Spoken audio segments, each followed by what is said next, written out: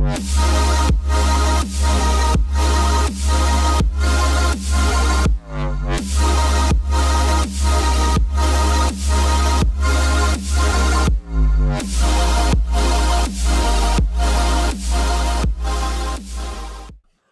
everybody to the Delco Nerd Network. My name is Chris Trio. I am one of your hosts, joined today by our most frequent guest, I think, right? Best Joey guest. Farrell. We're here to discuss Outlast 2 as part of our new review shows. We did a Guardians of the Galaxy, a little off-the-cuff one earlier, about a week ago.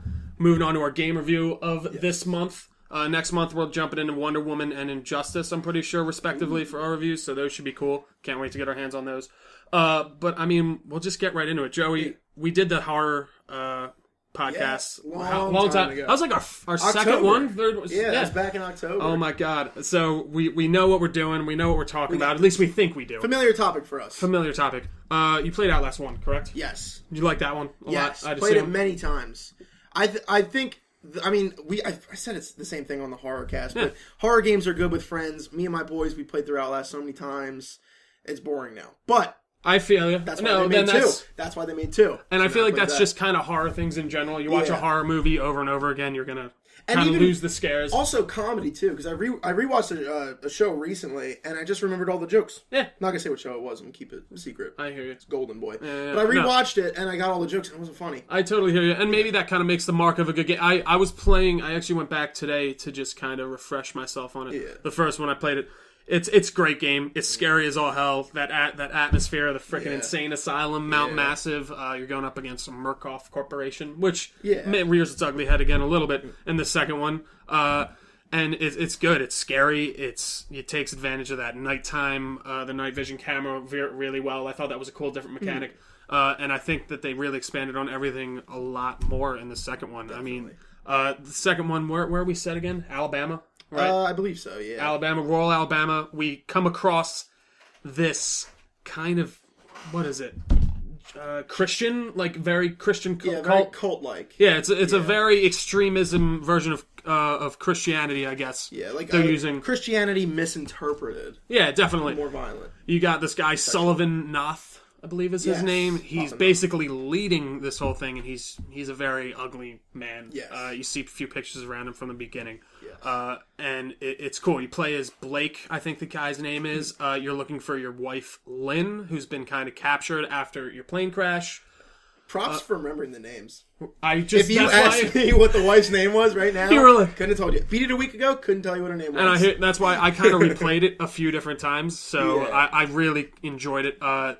They made graphically, it looks a lot better. I think the people look a lot more like people. I think Outlast 2 is some of the best lighting in any game I've ever played. I agree. It's definitely so well done. It's up there with Resident Evil 7. I think if you play that, like that was one where I was really like, the lighting was like, this is cool as hell. I mean, they added a few more mechanics. We got running. I mean, it's kind of the same, but you can actually run out of breath this time, which was cool. It added a whole different thing because there's no measure for it. There's no HUD really. I mean, except for what you have on the camera, but that's not represented there. No, and I didn't realize what was going on at first. Like I'd be running and like your guys, like your screen kind of pulsates and your guys like, and I'm like, what the fuck's going on? I can't run anymore, and I get hit, and I'm like, I'm dead. Yeah. What the hell happened? There's a lot more crawling. Yeah, a lot of crawling. That scares me, dude. Yeah. I don't like that. I wasn't used to it because there was a lot of parts where it's like... I was playing with someone who had played through most of the game already at that point. Okay. And there was parts where I was playing and I would run up and I was like, okay, well, where's the door? Where's the door? And he's like, crawl. He's like, you gotta crawl under the fence. I was like, oh, okay. Did you like it? Because I did. I liked it a lot. It makes you think differently. It does. And it was more... dynamic hiding because like you didn't press B to hide under the bed like the first you just or not B I guess or B or square circle whatever depending clicking on your platform. You just kind of swipe under the bed, but you could literally just go prone this time now, which I thought was definitely a cool little add-on.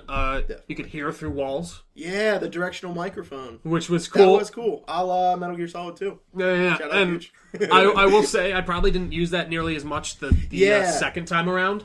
But I didn't use it that much the first. The first time I did limited situations. Was more for Marta, the like crazy chick with when she'd just be like, I am just like saying her little chants to herself, just walking around with a and dude, some of the character design in this, some of the scarier monsters I've seen, like There's some portions where it's set in Blake's school, his Christian school. I love those. The transitions. I think the two things that Outlast 2 does best, in terms of just making a game, are the lighting. As I said, the lighting's so what. Not only does it look good, but it's like well used. Totally, so it's not obnoxious. The other thing is the transitions and the directing of going between like scary shantytown filled with cultists to high school, in the school, filled with monsters. But the transitions were insane. Oh, I love They were good because you'd just be like, I remember you didn't even realize either you were going into it or going out of it. Yeah. Like, because you'd be like you'd be kind of pressed against the wall and you're shimmying down, and then all of a sudden you're in the school. Yeah. And then you do that again, or you jump over an obstacle and you're back. And there's one moment in particular that I loved. I don't want to get too far ahead of ourselves in the game, but near the end, there's a part where you're in a boat. Oh, yeah. And I turned to the person I was playing with and I said, hey, it'd be cool if you fell in the water and transitioned into, like, the high school swimming pool. That happened. Yes. Like, it's like 5 minutes later, it happened. And I was like, and it was... Dude. In my mind, I imagined, like, okay, you're in the pool and then you swim to the surface. But in the actual game, you're walking on the bottom of the pool. I was so confused. By the monster. Dude, oh, so scary. And you just hear the dun-dun. Like, it's almost... And then you just turn around and that thing, like... It was this weird, like, tongue monster that... There's a lot of, like, stuff hidden behind the actual main story of the game. Much so. And it's funny because I remember, like, we won't get into the exact spoilers yet. Yeah. But, I mean, be worried. We might spoil some stuff. Yeah. So, just be safe. It's a really, like... I'd equate it to something like, Inception. Yeah. Like, it's very, you gotta think on it, in my opinion. And if you don't really read a lot of the notes... and record a lot of the stuff that's around, you wouldn't really know what might actually be happening, like, rather than what's past the surface. I think a lot of people don't even appreciate the story for what it is because of that. I agree. Because not only the notes, and, also Outlast 2 added the recording significant events. Yeah, how did you feel about that one, too? I liked it. It was interesting. I did, too, and because I played the first one, and it was the only difference, I guess, that really made... You just, instead of just taking a picture of it almost, you actually just had to record it. Yeah, because a common thought, whenever I'd play out the first Outlast, or Whistleblower, not to completely breeze over Whistleblower, so good. Great DLC. Amazing. But some of the first thoughts people always have is like, oh, so it's recording, so do we get to ever see this? And you never really That's so true. So then, I think that was their answer to that, to like, oh, well, here's a thing you can watch back. I forget where I was going before that, though. I'm sorry, I kind of cut you off a little bit. No, I got on my own tangent. But they're definitely a really good mechanic, and I thought just the whole idea of you really need to run and hide. You can't do anything. There's a lot of good hiding spots, a lot more dynamic hiding spots, I feel like. Yeah. You could kind of get into... There'd be like troughs of water you get into. You could hide underneath the surface. I actually did remember what I was going to say. We were talking about the story. Yeah. The notes is a big thing. Yeah. Another big thing that I don't think a lot of people realize is the comics. There's comics between the first game and the second game. Well, the first game in Whistleblower and the second game that are, like, I think pretty important. Literally, I'm a big Outlast fan. I wouldn't have known that. Yeah, that's funny. I had no idea. It's like 5 issues. It's available on Red Barrel's website.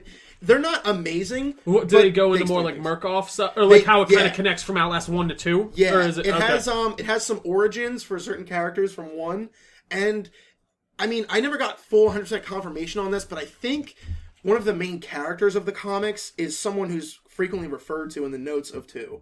I think his name's Paul. And I remember the Paul name, like, in the notes. There's a guy named Paul Marion in the comics, and I think he might be the Paul in Outlast 2, because I'm not going to spoil the end of the comics, but I think so. So yeah, the comics are very important. Especially with what the actual flashes of light in Outlast 2 mean. Yeah. So that's another thing. So basically, at the beginning of the game, you start out on a helicopter with Lynn, your wife. Or is it your girlfriend, wife, whatever? Yeah. And she's apparently a journalist. You're her cameraman.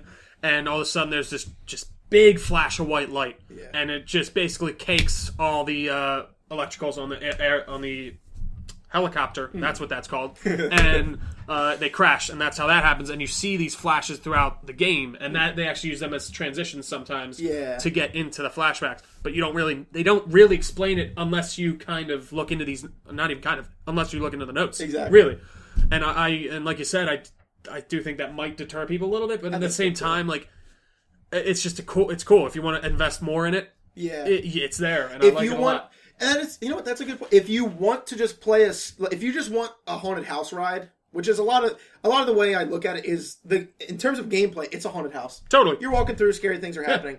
But if you're interested, you can delve so much deeper into it. I agree. And everything. I think it's a pretty good choice. And it's funny because, like, I guess kudos to them for putting in things that make you explore in a place that you don't want to explore at all. Yeah, I was thinking about that earlier too. Yeah. Like, I went through and got all the notes and stuff, and there's one there's a cave part. Yeah, I would never have walked over there unless like I looked up this achievement guide and just felt like kind of looking around and wanting to check everything out. A couple hours ago today, actually, this afternoon, as of recording this, I beat Resident Evil 4 for the first time. Okay, 12 years late to the game. No big deal. It's all right. Welcome. But, I didn't beat it yet. Oh, dude, hey, I'll get on it then. It's good. But it's kind of the same thing where Outlast kind of entices you and offers these incentives through notes and story and lore, whereas Resident Evil 4, I almost said 7, but 7 kind of did it too, actually. Yeah, no. They incentivize you with ammunition because you're fighting everything. Totally. If you're not exploring, you're going to run out. You're running out of everything. Yeah, exactly. It's so true. It's cool to see these studios find two different ways to fulfill the same need of like, hey, I know it's scary and you want to run through it, but we built this world. So you can go check around. Yeah, go find things. And even like reading through some of the stuff, it's just interesting to see like how some of the stuff came about, and there's like some notes you'll find. I guess we'll start getting into some more spoiler stuff. It's gonna get a little just spoilery. Be warned. Spoilery. So you start finding notes around, and it's basically from people who aren't part of like this cult. Yeah. And there's some guy like there's one by the lake. Like that's another one. There's a note by a lake. You know that lake part where you go down. There's like a guy walking in to the lake, and that's where you get on. Basically, before you get on the raft, you have to go all the way over to the left, and there's this note, and it's just basically about a guy talking about the radio towers. But he must work for who I think is Murkoff Corporation from the first game, and he's talking about like basically the experiments and like how the people are reacting to the light, and like stuff like that, and you kind of begin to realize that everything isn't as it seems, and you might even be able to kind of figure it out before then. Honestly, through some of the stuff, because I kind of skimmed through a lot, like all the notes and everything. But to really get into them, you could probably find some more definitive answers. Yeah. So the main crux of the story here is apparently your wife's going to have the Antichrist. Yeah. Is the idea here, and I loved it. And it was cool because like it's supposed to be. You think these people are crazy, but then like they're like she's carrying the Antichrist. This woman's crazy, and you meet up with Lynn near the beginning for just a second as she's like escaping them, but then she gets taken by the Val?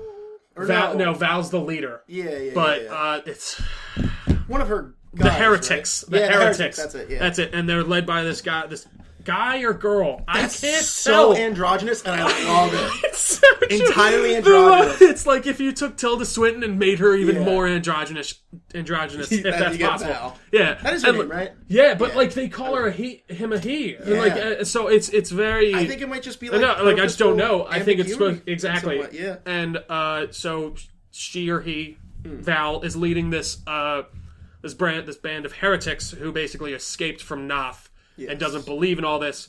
And Noth has apparently been like killing all these babies because he keeps saying that they're the Antichrist. Yeah. And you find like there's some definitely rough imagery, and like there's my God, you come into this room and it's just a cross shadow on just a body, just a pile of dead babies. Yeah. And it's some rough, and you just realize this guy's just has been kind of using this, but as you go through the game. There's these the what are they, the Rites of Noth or something, like he has his own Bible basically. Oh yeah his passages, those are my favorite notes in all of the game. See, I haven't read through them completely, so I need to, that's the next part there's some things in there that are just like, who thought of this? There's like, one is like, I've read through like a good chunk, something about like bathing in the seed of the spider-eyed lamb, and I just thought like, what? Like I don't know, man, dude, it was very, and also all of it's very sexual. Totally. I'm talking about like so weird. Multiple parts where he said like this fucked the earth. Yeah. Val's the weird he's like God doesn't love you like I love you, and like stuff, just very odd, off-putting stuff. And you thought it couldn't get any worse from the people in the hillbilly town. Which, when in comparison with certain things that happen later in the game, I don't know if we want to get into with the high school stuff. Oh, totally. I do want to mention one thing that I really liked in this was the one guy that actually helps you. That there's one dude where you fall out and he's part of the... That's right. And his daughter ran away, right? His daughter is apparently the one that he helped helped his daughter escape, and like she came back. And they never explained really what happened. They said this woman... Honestly, I kind of don't remember. I think it was in the comics too. Was it? Something about her was in the comics. So like apparently she came out of the woods like bloodied and just battered, and she was pregnant, and then like they're talking and Blake's like, the fetus just, and then she's like, I don't even know. Like so it seems like it just disappeared, or like there wasn't one, and like there is actually, I don't know if it's real. I was watching like a Law and Order sometimes, and there is there's a disorder where women can be like their brain can trick their body, pregnancies, can trick their bodies into thinking they're pregnant, and like that kind of goes along with this whole thing where there's this mind control kind of being going on throughout. But we can kind of get into more of the flashback stuff right now. So we're back in, I don't know, like 20 years ago, I'd assume, something like that. Mid-90s, I believe. He's in grade school, and he keeps talking about Jess, I think is her name. Jessica. And it's implied heavily that she, like, killed herself for some reason, and, like, Blake was responsible in some way or another. And, what do you think? How'd you like how they used all that? I loved all the high school flashbacks. I don't want to really spoil it too much, but the eventual payoff for it is very... The game... I mean, suicide is it's just a touchy subject. It's very touchy, yeah. The game is very, you said dead babies on the ground. It's real. It's very it's not afraid to go there. This is horrific, but it's like, up until that point, everything's like, oh, this is like fun. It's like, oh, that's messed up. Yeah, like... It actually got to a point where it's just like, I'm offended, or I don't think they should have put it in the game, because it's a real issue you need to talk about. But it happened, and I just went... Oh, this isn't like fun. This is just up. And like when you find out why she killed herself specifically, not even the fact that she killed herself. And you can actually, you can I think you can kind of make the assumption, even as you're starting to make your way through the beginning of the flashbacks of to what they're alluding to, what happened to her, and there's a father and not a father, like a priest like that works at the school, and there's kind of a thing that went down, and I guess we'll spoil it here a little bit. We're going to spoil it. Yeah. We can't dance around it. But hey, we warned you. Yeah. In the beginning. It looks like basically there was one night where Blake and Jessica were playing in the school, and they were going to leave, and then they get pulled aside by this teacher, or father, and he basically tells Blake, like, you're not in trouble, go home. Like, me and Jessica are going to stay here and pray. Yeah. And... You leave as Blake, but then you hear screaming, you come back, and you run down the hallway, you find Jessica dead, like, bloodied. She's alive, right? She's alive. That's when she's on the steps, I mean. Yeah, I think she might be. I'm pretty sure she is. Like, something really bad happens to her. Her neck's all bruised up. She's very bloody, and, I mean, what we can only assume is he attacked her in some shape or another, like, and it was rough. Yeah. I mean, it's rough to even talk about, but, like...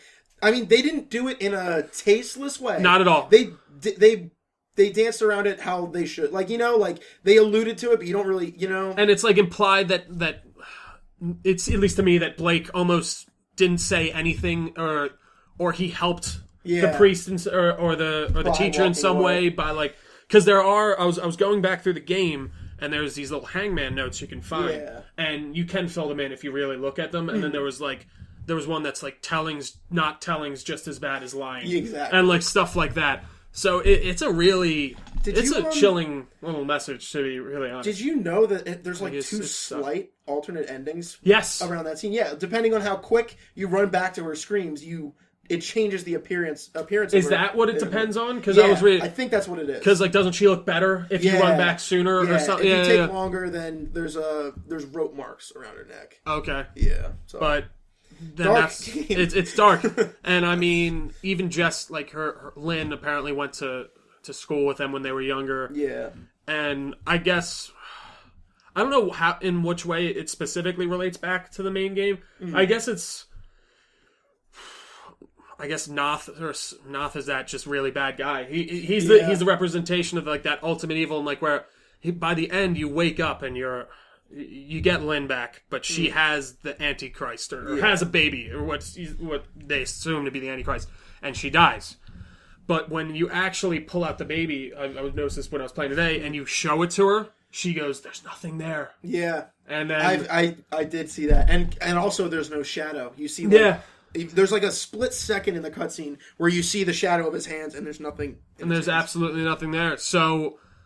and as you're rescuing Lynn, basically the apocalypse is happening. Yeah. By the way, like there's meteors shooting down. Yeah. There's freaking sandstorms. It's basically red out. There's light. Oh god, which it's crazy I love stuff. Because like in Outlast, the first Outlast and Whistleblower, it's a lot of like there's some of that, and it's like, oh, Father Martin's crazy. Yeah. He thinks all this religious stuff is crazy. Yeah.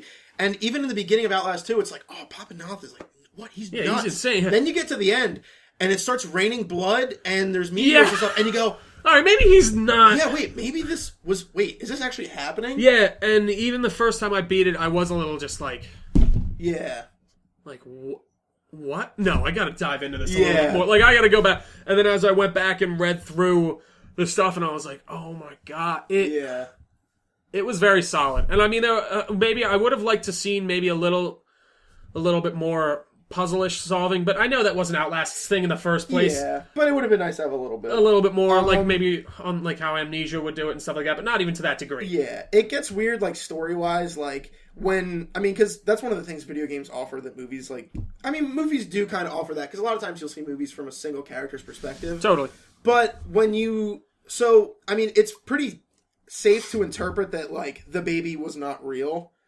I agree. And I imagine it's a result of, like, the morphogenic engine, like, causing those flashes. Exactly. Like, destroying his psyche. Which then leads you to think, like, well, how much of anything was real? Because then what I also started thinking, when Papa Noth is, like, sitting there at the end and then he kills himself, he might not have been there. No, that's the thing. Like, he could have just not been there. Or he could have. See, maybe. I think... Like, you don't know. Yeah, this could have been a total experiment literally on those three, like Lynn and him. Or it could have been just this commune that's been living, and they've just been having these experiments totally just ran on them throughout their lives. They don't even realize it. And Noth has been kind of just the one that made sense of them to everyone to make it work. And that was just, I guess, the thing that they wanted to see. What would happen when you run these type of things on them? And it's also weird. I think you only see him 2 times in the main game. No, like in person. The character model. Is like the one time when there's the guy who's like strapped to the thing. You're in the chapel the first time. And then both times in the chapel. So maybe neither of those times you actually saw him, but you have this mental image from seeing the portraits and reading his notes of what he would be like. Maybe. It opens up all those options. I do think he probably was there. And I think for most, like as you're running out with Lynn and everything and all that shit's going, nothing's actually happening in real life. Yeah. Like, it's just another normal night. The whole world's going on as it goes. And at the end, you literally see the sun explode. Yeah. Is the whole thing. And you're holding, like, your baby in your arms. And even as you're, like, walking, like, I noticed it as I was playing today. You're doing this, like, weird trot down with the baby. And it's good, man. I mean, it's just really good. I loved it. Which I was surprised, too. A lot of people who know me know I just kind of... I avoid reviews if I'm already going to check the thing out, you know?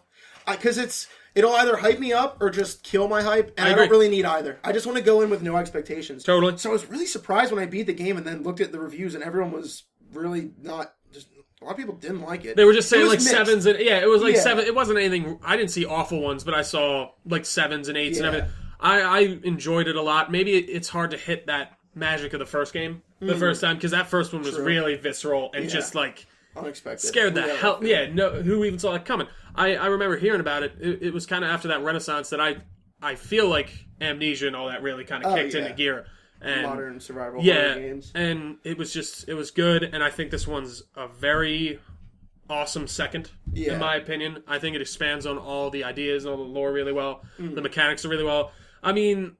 The running's not amazing. Sometimes it could fuck with me a little bit. It is like weird. You wouldn't be able to jump over. Because I heard a story about Ueda, the director for the Last Guardian, but also Shadow of the Colossus. Yeah. And he wanted the stamina meter to be like hidden, so that you had to like play it a lot and kind of get a feel for it, like a feel for the character. Yeah. And then eventually they were like, that's not a good idea. Like, and I mean that's basically what they kind of did in Outlast too. Yeah. Like that's really it, because you got to get a feel for how long you can last. And I did notice there's like a few subtle things, like if you run without your camera, you run faster. That makes sense. I noticed it when I was playing the second time through. There's a lot of like just subtle things that I think are done really well, and I want to see an Outlast 3 without a doubt. Oh, absolutely. I think Red Barrels has no reason not to make another one. I'm kind of thinking they might. I mean, I would hope they would maybe stick with the formula they did before of us getting a new whistleblower type thing. I agree. Which I don't know if you've thought about. I thought about what I want to see though. What? I would actually love to hear it. I want to see the dissension between Val and Noth. I want to like follow that, like her like realizing like, okay, this is like crazy. This is no, this is not good. And then her lead. But I mean, I don't know. If Have you read her journal? The journal entries? Yeah. They're weird because they start out like she or he seems normal, but then like apparently Noth's having him kill all these kids. Yeah, like a lot of children. Yeah, because he runs like the church or not the church, the school, and he's just going into madness, and he finally breaks and just becomes the worst of what he is.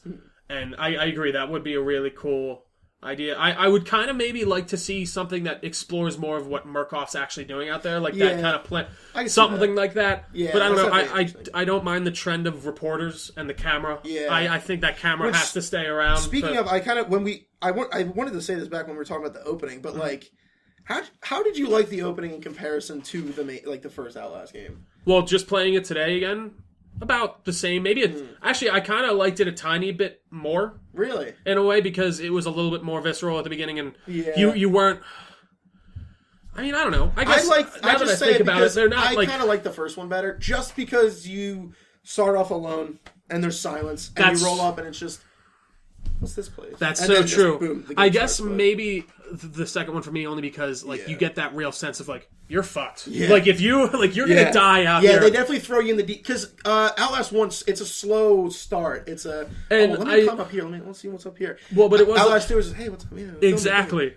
Boom, helicopter crash. Like you're done. Yeah. And then another thing with Outlast 1, it's like okay, well if I get outside the asylum, like maybe I can get out and reach someone. There's a road to civilization, but like. Out in the middle of Alabama, you have no idea where everyone is. You don't have a road going out. You're in hillbilly. Like, just Hills of Eyesville. Yeah. Like, it's no bueno. And I guess maybe that's why it's a little scary. I guess it's a little more ridiculous, because, like, how did you end up on this hill over here when the helicopter... Yeah, it is. It gets weird, but then you find the guy skinned, your freaking helicopter pilot, and that just kind of I'm kind of curious, because we've been talking a lot of good things about Outlast, too. Yeah. Because in our opinions, there's a lot of good things to say about Outlast 2. I'm curious to see, what do you think they didn't do right? What did you not like? I have two things that I don't think they did well. To think off my head... that I disliked, I should say. Not that maybe the pacing could have been a tiny bit better at some points. It's a lot... I mean, it's going to be linear, because it's just that type of game. Yeah. And that's tough. So maybe a little, like... And I don't want more exploration, because, like I said, I'm shitting my pants the entire time. I just kind of want to run through it as quickly as possible anyways. I don't know, like, I would have liked to see more puzzles. I would have liked to see a little bit more, like, dwindling in some areas. I wasn't scared by the hillbillies when they were coming after me at all, usually. True. Like, I kind of felt like I was just like, all right, just avoid them. Make sure, because they're just going to stab you in the head with a goddamn machete. But Marta then would come around and I'd be like, I gotta go. Yeah, but what do you think? My two things were, one, this is strictly like a game design thing. Did you think the checkpoint system was kind of weird?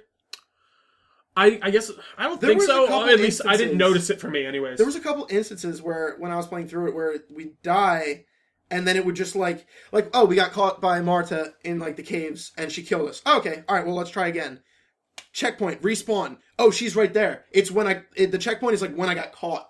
You know, I think there was a couple little instances where they didn't put you back far enough. Which is, I hear what you're saying, or maybe it just didn't save it the right time. Normally that's the opposite complaint. Is, oh, I have to redo so much stuff, but I think. In certain instances, you should put me back a little bit so I can do it, but... I guess I didn't... The first time I played on normal, so I didn't die that much at all. So we played on normal too, we just aren't as good. I don't know. We died. Well, or maybe I was just more afraid and just kind of sat in the corner for 10 more hours than you.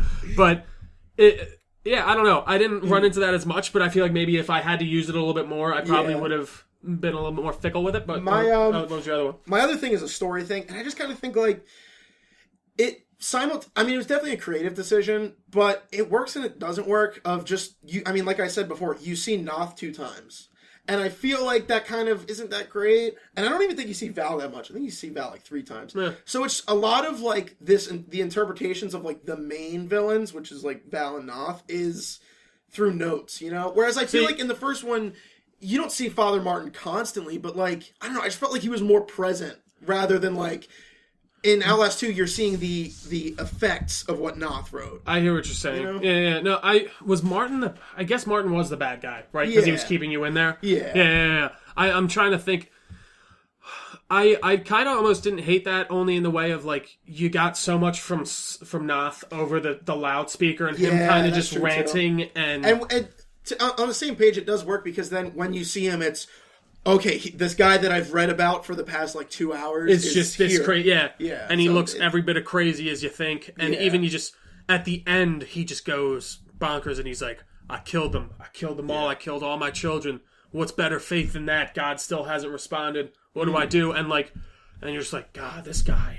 Yeah. Just there's never going to be ever getting there's never getting any through to him. Yeah. And I guess that's obviously because of the mind controlling. Yeah. Going And his on whole behind the scenes, weird, but he felt so defeated at the end. I thought that was really interesting. I did he even too. says it's too strong now. I can't kill it. Yeah, he's like, I don't know what to do. Already, I can't. And it's like, okay, well, you've killed lots of kids. Yeah, I was if like, you really what? wanted to, you could. But I guess, mean, if the kid wasn't there, then maybe that's why. Well, I think it was, like, in his head, was there. I think in Noth's head, and in, what's his name? Blake's head. I think all the people were actually there. But I don't think the events were happening in any way. And there was also another theory I read online that Blake's actually in the woods for months. Really? And, he's just been kind of trekking, and you don't even realize that you've been in there that long. Yeah. And the mind control has been fucking with your head that much. I don't know how relevant that is, but I thought that was a cool idea. There is kind of a weird sense of time. I mean, when you're jumping back and forth so much between the high school and the woods, time could be passing that you're not realizing is passing. Well, one gripe I did have, I didn't think the one guy was that scary. The symbiote dude. Oh, the little guy. The little guy. I thought he was more like Yeah, I didn't think it was scary, but I loved it. It was like, this is cool. To me, that was a very Resident Evil thing to do. But I did think all the Scald and all the people, those were and you'd walk by a tent and it just reaches out and grabs you. And then when you do get grabbed, they just throw up on you, and it's like, this would happen. This is terrible. Yeah. But they're basically turning into zombie. What? I don't even know what. Do you think that's real? Do you think their sicknesses are real? I think it is, and I think they do kind of hint at it just being hepatitis, and a really bad, maybe the runoff from the Murkoff factory. Yeah, and then it might have been interpreted a bit as they are sinners, so we're gonna oust them. We're gonna exile them, and then you're supposed to be sickness. The skull. They're like lepers almost. Yeah.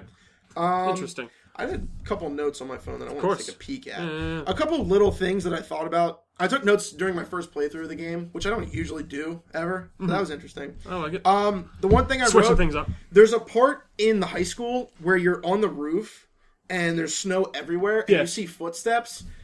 This was actually pointed out to me by my friend John, who was playing with me. There's, blood spots in the middle of the foot. So whoever left those footsteps was probably crucified, if you think about it. Oh, so it's... oh my god! I don't know who would be crucified in this scenario, but see, because you get crucified at the one point, but they don't put nails through your feet. Yeah, because he just kind of jumps off. You get your other hand out. Yeah, you literally get crucified. The other thing I noticed, just buried alive. The smallest little detail, there's one dead woman later on in the game, and I think she killed herself, and it's okay, well yeah, dead body. But if you look close, her eyeliner's running, and I'm just oh, she was sad. She was there's crying. some stuff because I think details she killed herself because it was the day when the most kids were killed. Oh, okay. There was one day that the day Val wrote about. Was it? Oh, was it the chick in the school? Yeah. Was it the teacher against the chalkboard? Yeah, you can see she's got makeup running down her face, and it's just. And that's the great. I mean, there's some amazing detail. The other thing is just a baddie. A batshit insane interpretation I made. In one of Noth's passages, he kind of talks. I think I'm probably gonna misquote it, but he says something along the lines of the circle is the sphere is represented as a circle, which could represent the third dimension being perceived in the second dimension. Mm-hmm. When he's talking about the first time he met what he perceived as God. So I was kind of thinking hey. That might have been a multi-dimensional being that Noth thinks he saw. Of course. Who knows? He could have been seeing a 4D monster and he's in 3D, so he perceives it as 3D. Just a thought. You never know. Just a thought. Thoughts. That's the beauty of Outlast. You never know. And you really, That's all my notes. That's my genius notes. Is those 3 things right there. I like everything I took away from it the first time playing through. They're great. They can't get any better. I mean, there's this game is a lot of interpretation. There's a lot of interpretation going on in this game. It's really in the eye of the beholder, as we like to say here. Yeah. And just give it a look. If you've come with us this deep into this review, you know what's going to happen. But it's still like it's a visceral, cool game. There's a lot of things that happen that we didn't talk about. I agree. Too. Yeah. So it's not completely. The experience isn't completely lost. Not at all. And it's also just scary as all Yes. hell. I mean, I'm a little bit more toned down to it now that I've played more games. But like, I talked to one of my friends who's playing this. He's like, dude, this is rough. This is hard to get through. It's great. But I mean, haunted house ride with insane story and lore and just completely visceral. And it's awesome. It really is. Great game. I think really, and I think that about wraps us up. Yeah. Thank you guys for watching. Thank you for joining me, Joey. Thank you. Great having me back. This was a really fun time. I think it was great having me back. It was great having me back and you back and everyone back. It's a great time. I hope you guys enjoyed this. Please be on the lookout for next month's stuff. Check out our Guardians of the Galaxy review. That went up about a week ago. I can't wait to watch I said, that, I haven't seen the movie yet, so I can't watch it. Dude, But as soon as I finish the movie, I'm going to watch that. You got to see it. Injustice, Wonder Woman coming up next month. Thank you guys for watching the Delco Nerd Network. You guys can find us on Facebook at facebook.com/the Delco Nerd Network, on Twitter at the DNN Podcast, as well as youtube.com/Ragucci25. Like, follow, subscribe for more. Thank you guys so much. Thanks for helping us make this dream possible. Stay nerdy, and goodbye.